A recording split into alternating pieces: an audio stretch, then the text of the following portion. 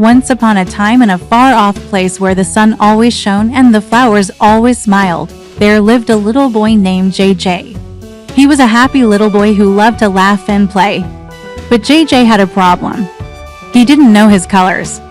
He couldn't tell a red apple from a blue one, a yellow duck from a green one, or a purple grape from an orange one. And this made JJ very sad because he wanted to learn his colors so badly. One day while JJ was playing in his backyard, he saw a beautiful rainbow in the sky. "Oh, how I wish I could talk to that rainbow," he said. "I'll ask it to help me learn my colors." Just then, a friendly-looking lady was walking by and she heard what JJ had said. "Did you say you want to learn your colors?" she asked. "Yes, but how?" replied JJ. "Well, let's go to my garden and I'll teach you all about them," she said with a smile. And just like that, JJ's color journey began. Her name was Miss Appleberry and her garden was full of delicious fruits and vegetables of every color imaginable. There were plump red tomatoes and juicy orange carrots, bright yellow lemons and fresh green cucumbers, even some purple eggplants and striped red and white watermelons.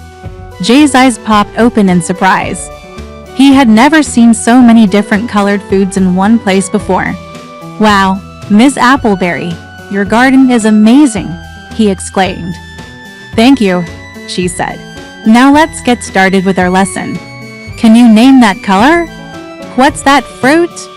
she asked, pointing to a bunch of shiny golden balls hanging from a tree. "I don't know," said JJ. "These are apples," Miss Appleberry said. "And the color of these apples is yellow." "Yellow," repeated JJ. "Very good. Now can you name that color? What's that vegetable?" Miss Appleberry asked, pointing to a patch of leafy green plants with tiny red dots. "I don't know," said JJ. "This is spinach," said Miss Appleberry. "And the color of the spinach leaves is green." "Green," said JJ. Miss Appleberry continued asking JJ to name the colors of different fruits and vegetables in her garden. At first, it was a bit tricky for JJ, but he tried his best and slowly started to remember each color. Red for strawberries, orange for carrots, yellow for bananas, green for limes, blue for blueberries, indigo for eggplants and violet for grapes. Each color was unique and beautiful in its own way. After a while, JJ started to feel confident. He was getting really good at identifying colors. So Miss Appleberry decided to challenge him with a game. "Let's see if you can find all the yellow fruits in my garden," she said. JJ took a deep breath and went off to look. He searched and searched until he found all sorts of yellow fruits like lemons, bananas, pineapple chunks, star fruit, mangoes and more. "Wow, there are so many yellow fruits in your garden, Miss Appleberry," he said when he came back. "That's right," she said. "And you found them all correctly. You've learned so many colors already, JJ. I'm very proud of you." JJ beamed with pride. He was so happy that he was finally learning his colors. But then he noticed something strange. "Miss Appleberry, why are all the fruits and vegetables in your garden separated by color?" he asked. "Well, that's because I like to organize things by color," she replied. "But sometimes I need your help. Can you please put these colorful mushrooms in the right basket for me?" she asked, handing JJ 3 different baskets labeled red, blue, and green. JJ looked at the mushrooms. There was 1 red mushroom, 2 green ones, and 1 blue one. He picked up the red mushroom and put it in the red basket. Then he picked up the green mushrooms and put them in a green basket. Finally, he picked up the blue mushroom and put it in the blue basket. "Great job, JJ," said Miss Appleberry. "You're doing wonderfully." As they continued their game, JJ suddenly stopped. He had an idea. "Miss Appleberry, how about we make a beautiful rainbow using all the colorful fruits and veggies from your garden?" he suggested. "What a fantastic idea, JJ," she exclaimed. "Let's start with the color red. Can you find something red to add to our rainbow?" "I'll get the strawberries," JJ said, running to the red corner of the garden. He picked out some ripe red strawberries and brought them back to the starting point. "Good job," said Ms. Appleberry. "Now let's move on to the next color, orange. Who can help us with that?" "I'll get the carrots," said a sweet voice. It was a little squirrel who had been watching them from a nearby tree. The squirrel jumped down and handed Ms. Appleberry some freshly dug carrots. "Thank you," she said. "These will be perfect for our rainbow." The squirrel scampered back up the tree and Ms. Appleberry and JJ moved on to the next color, yellow. "I have an idea," said JJ. "Let's use these yellow lemons to make the sunshine at the top of our rainbow."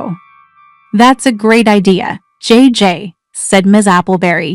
As JJ and Ms. Appleberry were placing the lemons, a little bird landed on a nearby fence post. "Can I help, too?" he asked. "Of course," said Ms. Appleberry. "Why don't you help us with the green part of the rainbow?" The bird chirped happily and flew off to gather green leaves. Soon it returned with some beautiful green leaves, and they used them to complete the next section of the rainbow. Then a wise old turtle poked his head out from his shell. "May I help you, children?" he asked. "We're making a rainbow," said JJ. "And we need some blue items. Can you help us with that?" "Of course," said the turtle. "I have some lovely blue hydrangeas in my garden." The turtle ambled off and came back with some pretty blue hydrangeas. They used the flowers to make the next section of the rainbow. As they were placing the blue hydrangeas, a family of rabbits hopped by.